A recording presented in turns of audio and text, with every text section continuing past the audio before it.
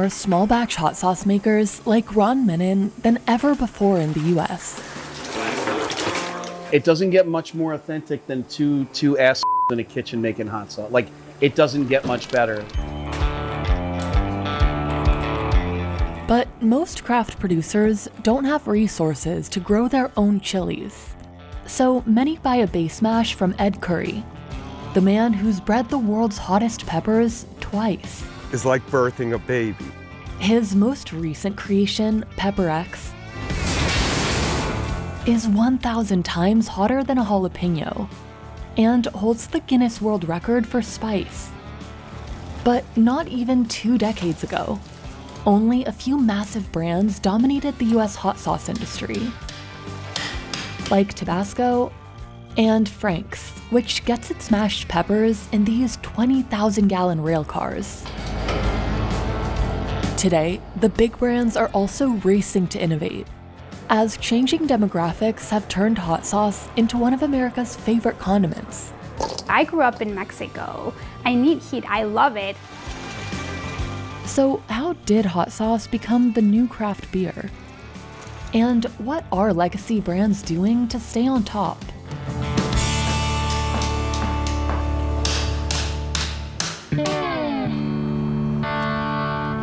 Ed Curry has several farms growing hundreds of thousands of peppers across South Carolina.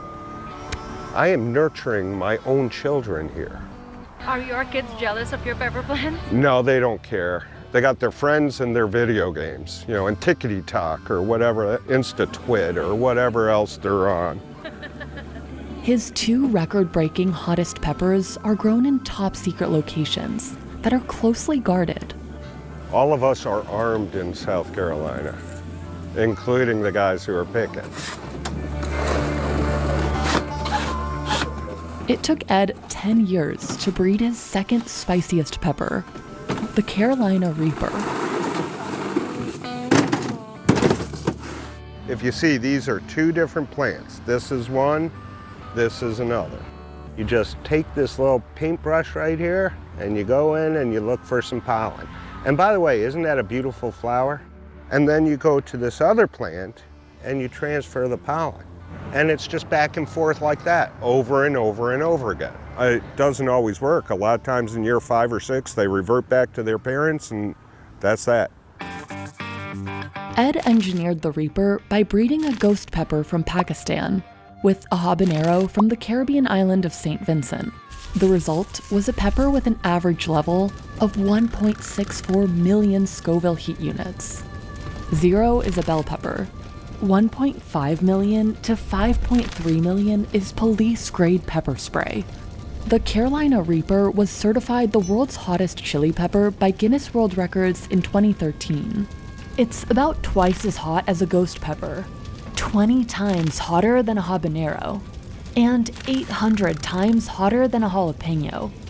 But Ed broke his own record when he created Pepper X, which became the world's hottest pepper in 2023 at a whopping 2.69 million Scoville heat units.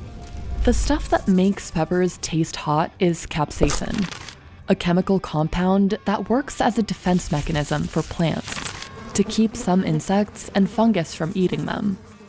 That tricks our brain into thinking we're on fire. We're not on fire.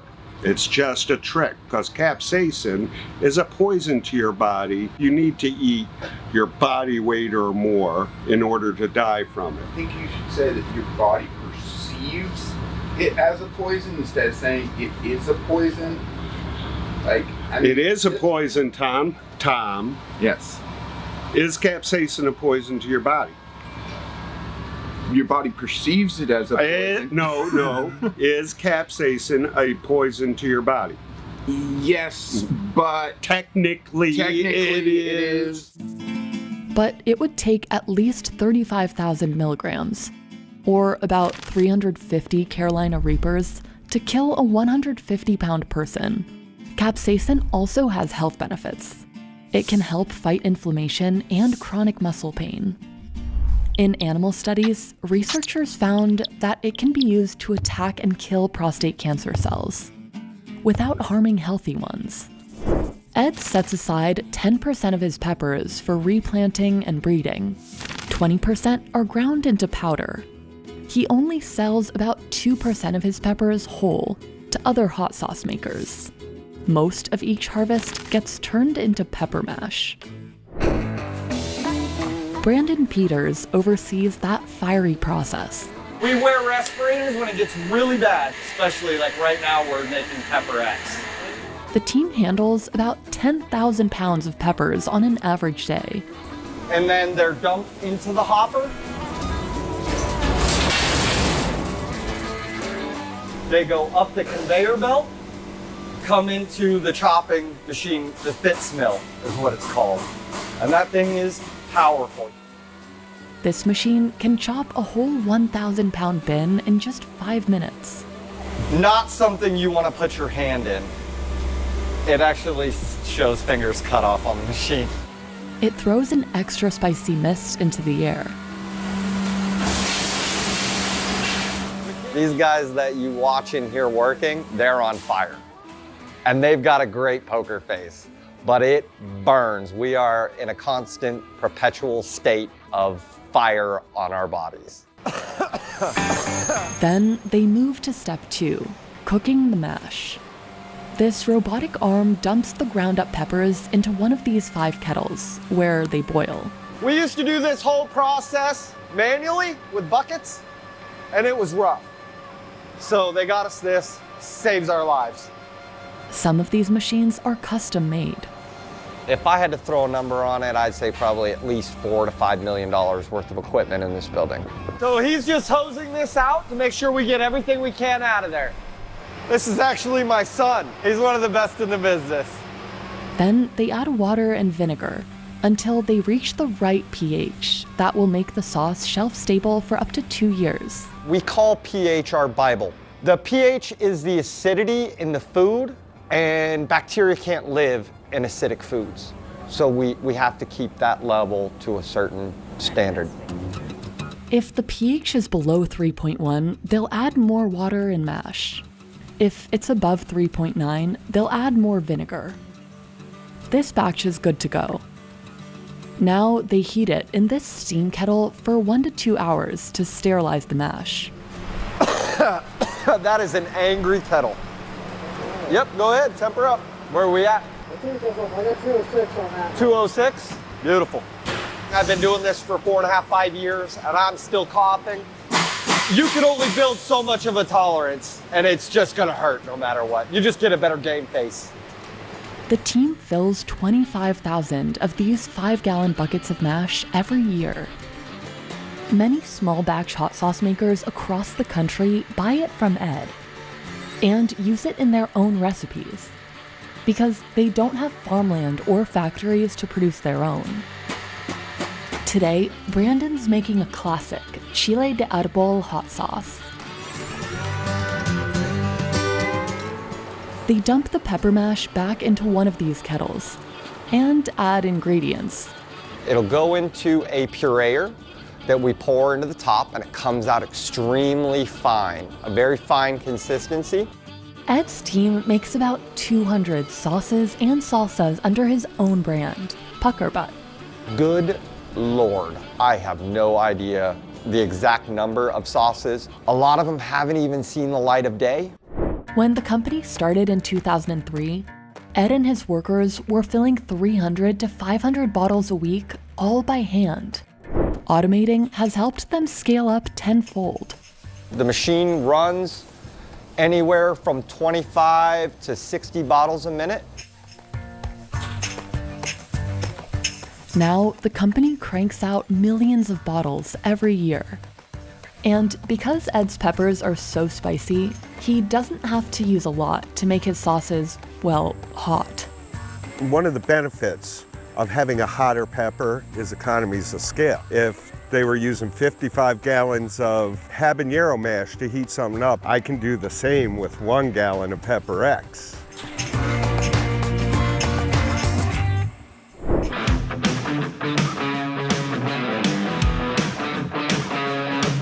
Every year, his creations are featured at expos like this one in New York, where thousands of people come to taste, and stock up on small batch hot sauces.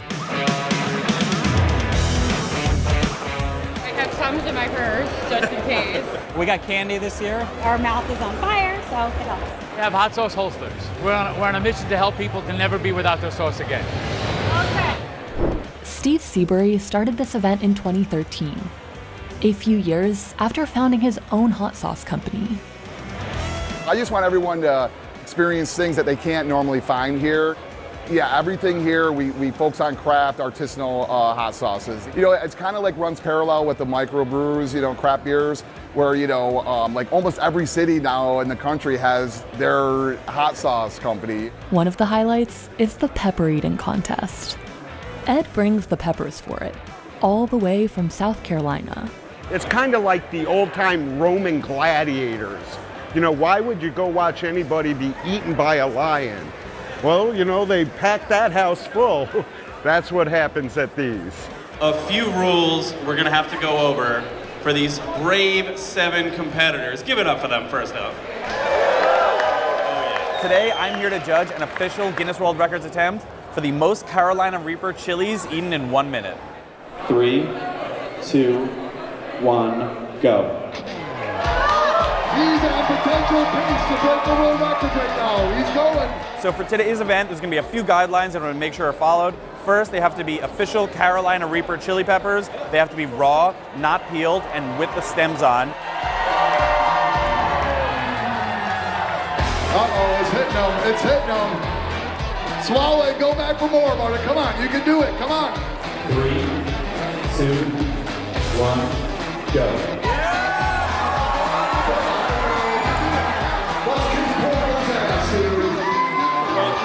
Come on, Harold, don't break it. Just pay attention to the bowl. Come on, come on.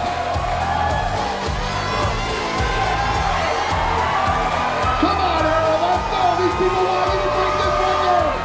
At the end of the 1 minute, I'll call time and we'll make sure that there's no peppers in their mouth. We'll weigh anything that they didn't eat. We'll deduct that from the original bowl total and we'll get a final count. Go. Come on, brother, you're on pace. You're on pace. Rocker, this year we're living the rocket. Ladies and gentlemen, your winner, once again at the NYC Hot Sauce Expo, with a total of 52 grams, the Spicy King of New York, Eric Lotz.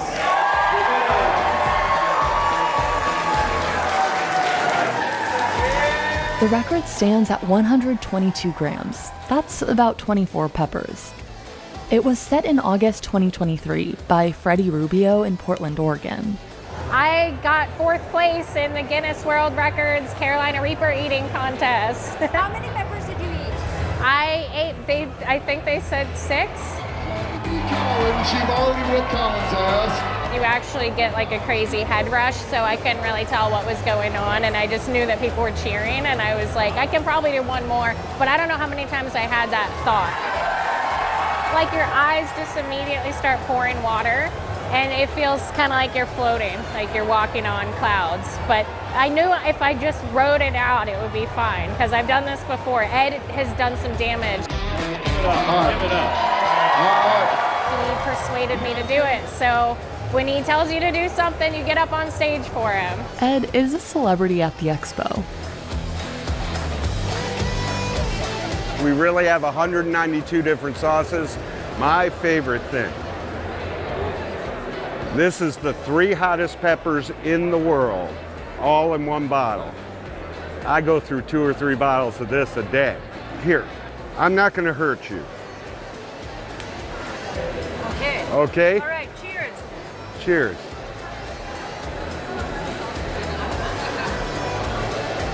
It's so good. Yeah, it's delicious. But the same thing you're feeling, I feel too. So I can't stop my mouth from salivating. I can talk and do an interview because I'm used to it, you know?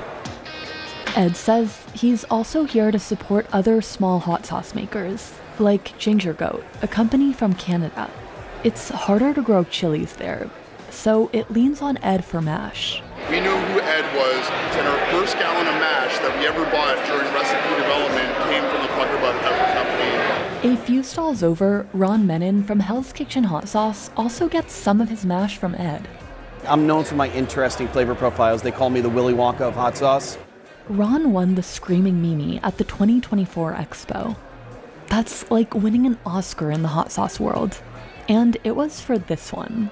It's a Moroccan-inspired, really, really tasty and quite unique. I don't think there's a sauce quite like it in the world. In the craft world, smaller producers are able to do more eclectic, esoteric things. Let's go. This is where Ron cooks around 16 different varieties of hot sauce. Today, he's making his bestseller, Westside Red, in this 100-gallon vat.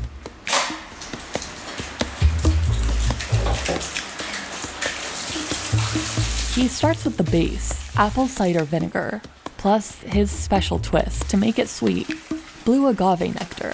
Hot sauce is very formulaic, but where the soul comes in, the creativity is what takes something from, oh, this is good, to, oh my God, I've never had anything like this. There's an element of danger to hot sauce. You know, that's why I love it. Like, there's an element, oh, is this gonna be too spicy for me? Ooh, you know. Ron adds berries. The Incredible Hulk, right? He uses frozen ones because they're usually a little easier to work with. And they're fresh. It's not like pureed or anything, they're fresh, you know. Hot sauces, you can impart characteristics through a variety of techniques. Fermenting, adding fruit, like you would perhaps with a wine, you might add a different fruit. Everything good starts with garlic and onions. Hot sauce is very good for you. It's unintentionally healthy. He doesn't add any preservatives, just gallons of distilled white vinegar. And then, pepper mash. This is really nice and fresh. It's not oxidized. Right? So this is the Fresno. See how dark red it is? It's nice. Oh, and see? Proof that it's fresh. There's a whole Fresno in there, see? Ron doesn't make his own mash. He buys it from producers like Ed.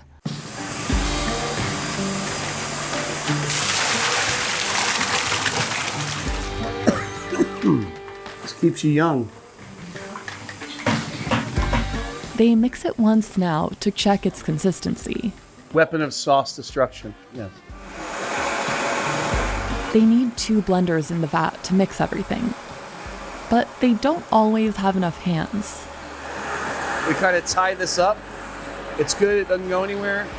He gets deeper in to get the garlic and the stuff, the bigger chunks from below, and this is up on the top.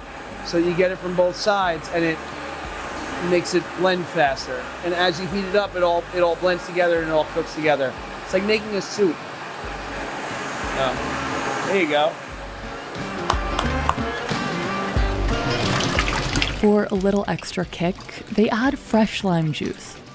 A great hot sauce has flavor first, then heat.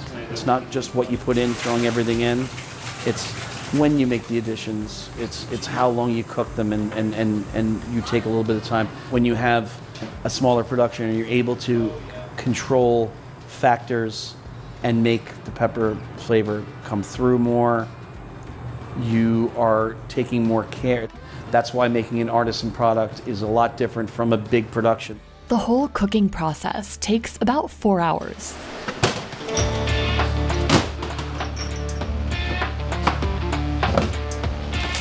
In the meantime, they label their bottles. That's kind of cool. Ron adds a little extra twist to some of his bottle caps.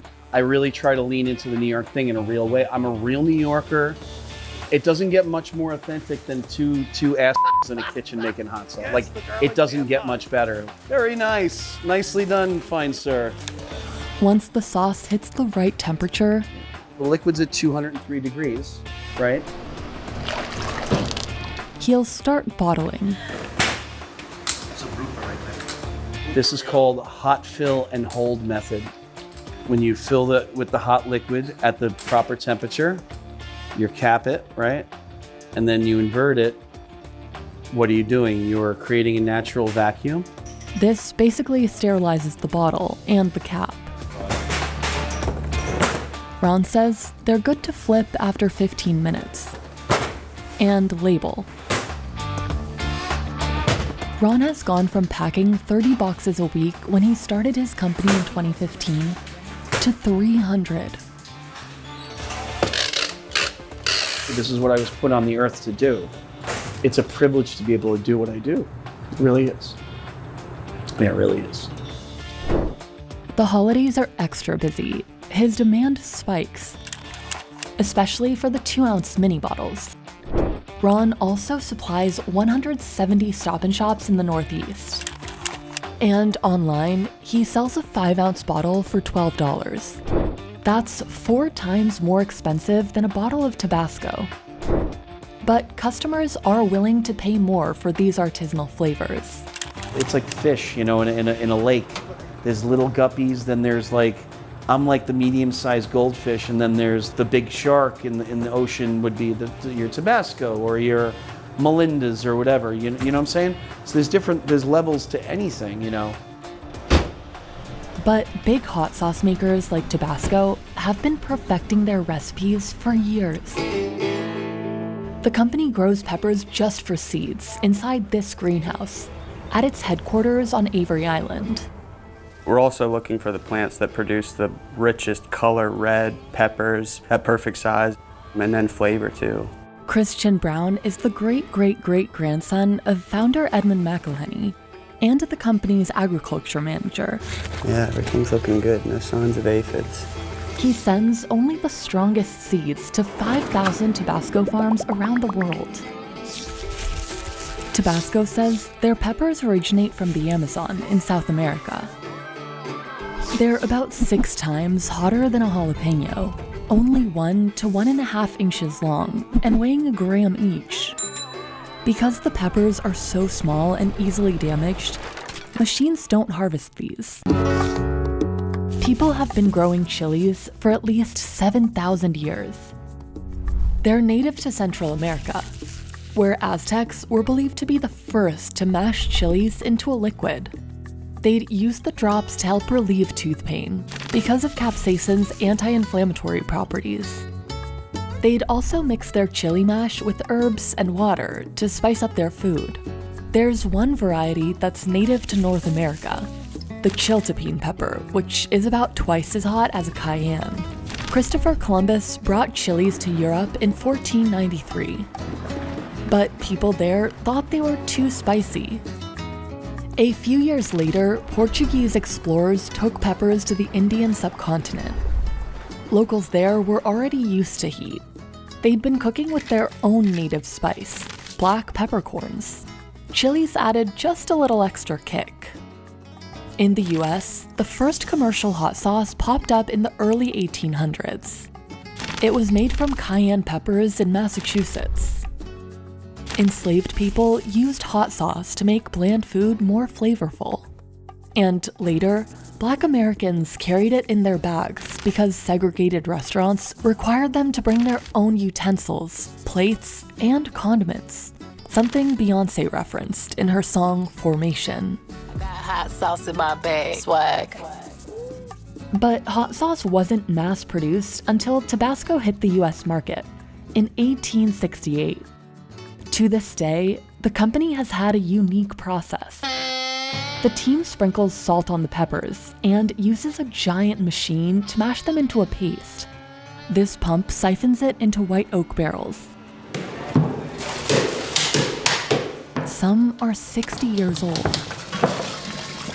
Most of these barrels in here are essentially a used bourbon barrel. Why white? I don't really have the answer. I know it works, and we've been doing it 150 plus years, so I'm not changing it. A team works together to seal each one. One truckload will fill up to 110 barrels, but they can't pack them to the brim because If you have too much pressure, sometimes those caps blow off. Sometimes the lids will pop off overnight. It's a really simple fix. Just kind of move it to the barrel next to it. it can take 30 minutes to finish one row. The barrels don't have a perfect seal, so workers pour salt on top. It lets gases escape while limiting oxidation. Salt on top is just an extra protective layer. There is an imperfection that will help.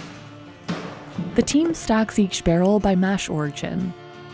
So this whole bay here, going as far back as you can to get to the wall, is about 1,100 barrels of Columbia 2022. The mash releases lots of gases during fermentation, so a tiny valve on top helps relieve the pressure. You have to have some ventilation process or it's going to explode. And that happens sometimes. It's like a Tabasco ghost. They come in here at night and they pop the lids off, and we come back and there's 6 or 7 we have to fix. After 3 years, the mash inside will stabilize, shrink, and darken in color. We can see that it was filled to about this level here, and you can start to see rings on the side of that barrel where the mash is going down. Although it has shrunk, the aged mash is no less spicy. No coughing? Not yet, not yet, but it is hot. So let's remember, this is 10 times more hot than actual sauce. Next, the aged mash is pumped into the blending room. Here, the pepper smell will hit you right in the back of the throat. I could say like getting maced, I guess, every day. It really hits you hard. That's how I put my kids through college, so I'm good with that. I love it. Morris Montgomery oversees blending, but he goes by Nuck. The Army veteran ensures all the mash tastes the same, even though it's coming from around the world. I try to do it 3 or 4 different countries and put them together. So it could be like a little Colombia, Peru, and a little Ecuador and Honduras. He pumps in vinegar and blends it all up for up to 28 days. 72 tanks mix at the same time. Nuck will take a sample for the lab to test for pH, and then... This is finished Tabasco sauce, and this is ready to go. Next step to the bottling floor. That's where John Simmons comes in. And I'm also a member of the 6th generation of the McElhenney family to make Tabasco sauce. John's factory fills over 1 million bottles every day. From minis to the iconic 5-ounce one. It also pumps out tons of different flavors, from original red to habanero. Sriracha has been one of the company's fastest growing ones. Today, machines do most of the filling, capping, and labeling. So a bottle is going to go through in about 13 minutes. They gather the bottles and package them into cardboard boxes. We're doing it really fast at like 300 bottles a minute.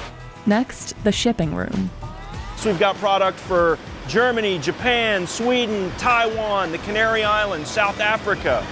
Typically, newly packaged products leave the warehouse within 3 weeks. In 1918, a man named Jacob Frank got inspired by Tabasco. He was running his own spice company in Cincinnati and wanted to see if he could do what Edmond did, but with a different kind of pepper, cayenne. He got his first batch from a farmer in Louisiana, and together they started processing it into hot sauce. It was somewhat similar to Tabasco in its high vinegar to pepper ratio. But Frank's had his own secret, in the way he milled his peppers to help them retain their flavor. By 1920, he'd perfected his recipe and launched Frank's Red Hot. We visited the biggest American hot sauce brand at its new home in Springfield, Missouri. We always have pepper mash ready to be making Frank's Red Hot all day, every day. That's John Martins. He works at the spice giant McCormick, which bought Frank's in 2017 as part of a larger acquisition worth $4.2 billion. So what we're looking at right here is one rail car of pepper mash that we are going to inspect, identify, and unload to make into Frank's Red Hot. The cayenne peppers are grown in Mexico. They arrive here pre-mashed in these 20,000-gallon rail cars.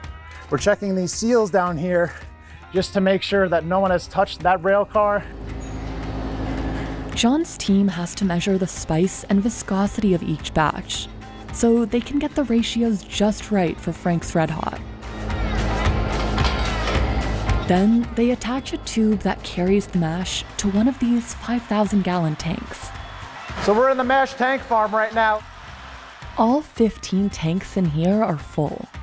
So this is what the pepper mash looks like before we convert it into Frank's Red Hot upstairs. So what we want to do here, we're going to turn the agitator on just to get it moving as well.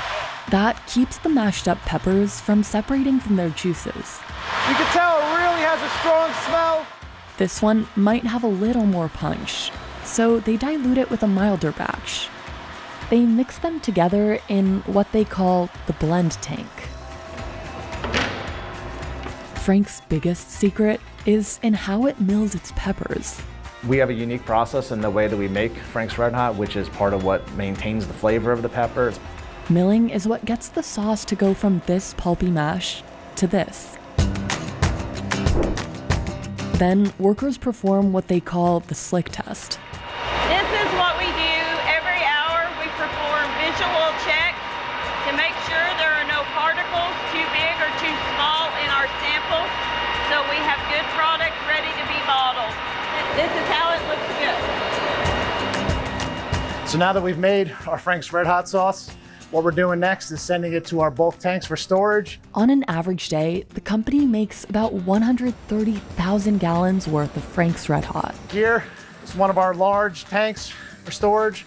We'll turn through these tanks over 10 times a day. If you want to come up here and take a look. And I wish you were here because this smells amazing if you could taste it through your nose. And if that doesn't wake you up, I don't know what will.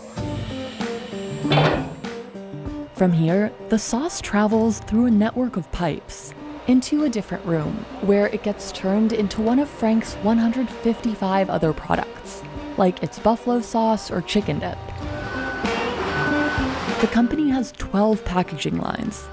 We make hot sauce into everything from 12-ounce bottles that you see in your refrigerator, gallon bottles that you see at the restaurant, or 300-gallon totes, or all the way up to 45,000-pound tankers. They can all be sent simultaneously through this maze of piping behind me. And to keep it moving, each of these machines has to run at a precise pace. This capper can close 100 bottles in just 1 minute. As we come further down the line, we're going to pass through an X-ray unit. We're going to make sure we're only sending out quality product all day, every day. The facility pumps out about 20 million gallons of Frank's Red Hot every year. It ships these all over the US and to over 48 other countries. Since McCormick bought the company 8 years ago, it's more than doubled Frank's sales internationally. The Super Bowl is its biggest week as Americans load up on chicken wings lathered with Frank's. In the US in 2024, people consumed 1.4 billion chicken wings the day of the Super Bowl. And Frank's hot sauce sales are 25% of the entire hot sauce sales in the US during that time, 2.5 times more volume than any other brand in the hot sauce area. Tabata Gomez runs marketing at McCormick. We try to ensure the brand is present in moments that matter. We don't have to push ourselves into a Super Bowl. We're already part of it. The brand is also trying to compete with craft hot sauce makers by launching creative flavors like dill pickle hot sauce. In 2024, Frank's also introduced $1 minis. To ensure that we overcome that risk barrier. Hey, will I like it? Will I not like it? Should I use my money on that or not? Changing demographics have had an effect also on heat acceptance across because the cultures are starting to interconnect. In the 1990s, America was becoming more diverse. A wave of immigration introduced spicy dishes from all over the world. And heat slowly started becoming more popular. I grew up in Mexico. My boyfriend is American, but he eats a lot more heat now because I bring that to the mix, right? You can never ask a mother to pick a favorite. When the Mexican hot sauce Cholula hit the US market in 1989, it blew up fast. eventually becoming the second best-selling hot sauce in America, behind Frank's. In 2020, McCormick decided to buy it for a whopping $800 million. They're not competing of each other, but they're actually complementary. So it is very common that you will go into a household and find two of them. In recent years, hot sauce has become one of the most popular condiments in America. Between 2019 and 2021, sales shot up almost 22%. The global hot sauce industry that year was valued at about $3.3 billion. And that's supposed to double by 2032. In the US alone, the industry is worth about $1.1 billion, with 93% of Americans saying they eat hot sauce. Chefs like Alex Del Gallego are catching on to this trend. The truth is, when I moved to America, I came by myself with some friends, and I was tired of eating dollar burgers. So Alex started a restaurant called Easy Paella, named after the Spanish dish he often ate in his native Venezuela. I say, you know what, I am going to create a different paella. So I need something that tastes like curry, but and spicy at the same time. So he turned to Hell's Kitchen hot sauce that happened to be just a few blocks away. So instead of me creating a formula, I just went to Ron, and he gave me this beautiful sauce that I use for a lot of my dishes.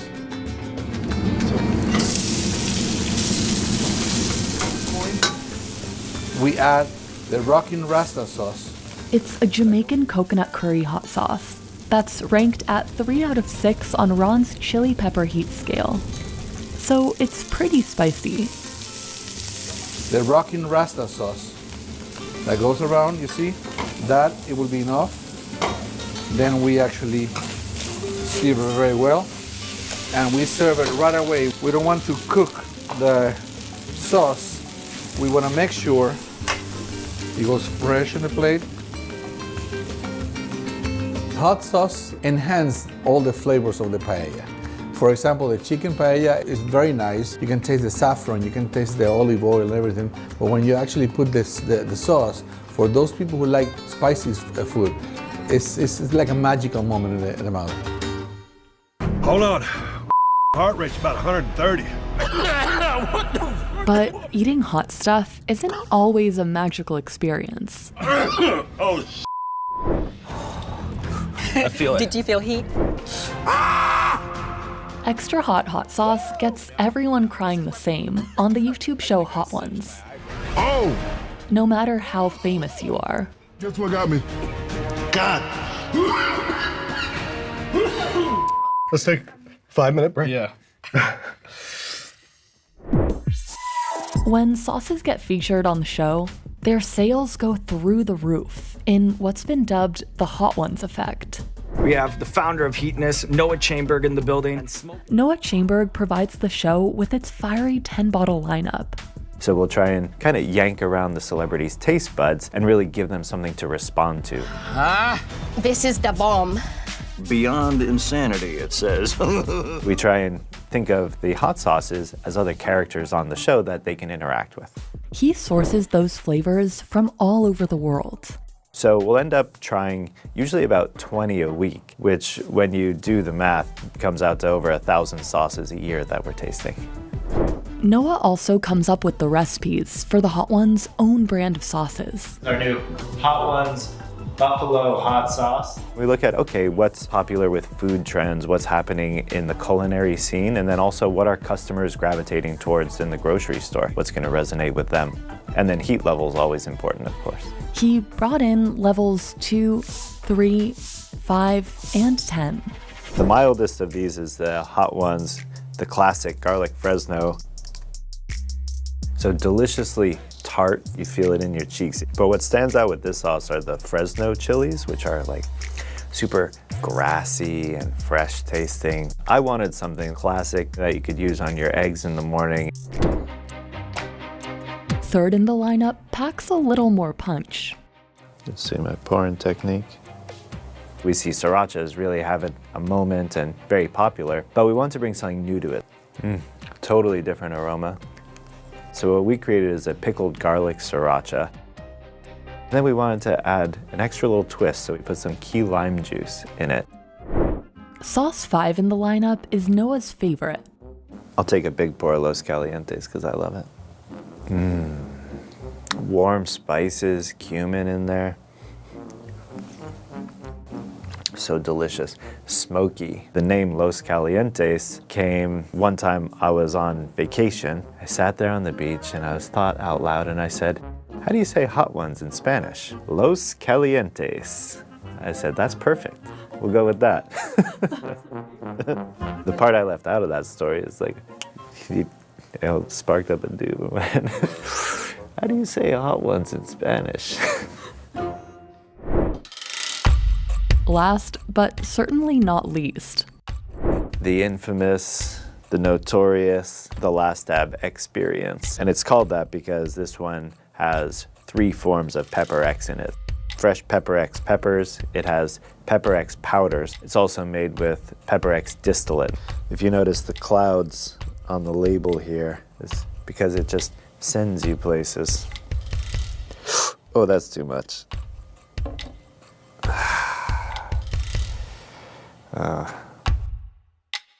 When we were first making the Last Dab back in 2017, I knew that Smokin' Ed had another pepper up his sleeve. I wish I had eaten something first. I said, Ed, I want to come out with the hottest sauce on the show, and I want to use your secret pepper. And he said, okay. We started working on the recipes, and when the recipe was set, I said, Ed, what's the name of the pepper? We're going to start working on the label. And he said, oh, I can't tell you just yet. I said, okay, no problem. In the meantime, I'm just going to put Pepper X as a placeholder. That is so delicious. And I don't know what happened from there, but the name Pepper X just kind of stuck and we went with it. Some people start sweating. Personally, I get the hiccups. You invent that pepper? Yeah. Why? Smokin' Ed is practically a regular on the show. We have Smokin' Ed Curry, the sick, twisted mind behind Pepper X, and of course the owner of Pucker Butt Pepper Company. We're here at the Pucker Butt Video Studio. Ed hosts challenges on his own YouTube channel too. Smokin' Ed Curry, I'm the president, owner, mad scientist, and chef at the Pucker Butt Pepper Company, and we're going crazy. 3, 2, 1, go! Oh! What's in this? We've seen him spice up some cupcakes. Not had this drunken pumpkin. It is amazing. So, of course, we had to ask him what else he's put hot sauce on. Gelatinous bone marrow and hot sauce is just to die for. But Ed had never tried super spicy food until he got to college and ate at a Vietnamese restaurant for the first time. They gave me these little bird peppers. And when I ate that, it was like, boom, the whole world changed. Because at the time, I was a drug addict and alcoholic. And that was like my new drug. I wanted peppers. I got clean and sober almost 26 years ago, and it's been nothing but peppers since. Maybe a little nicotine, but nothing but peppers. Ed says peppers gave him a second chance, and now they're his life's purpose. Look at the oil in there. Ugh. Is it a happy coincidence that your last name is Curry? You know, the whole world thinks that I changed my name, but my name is Curry. So yeah, God had a plan going on that we didn't know about.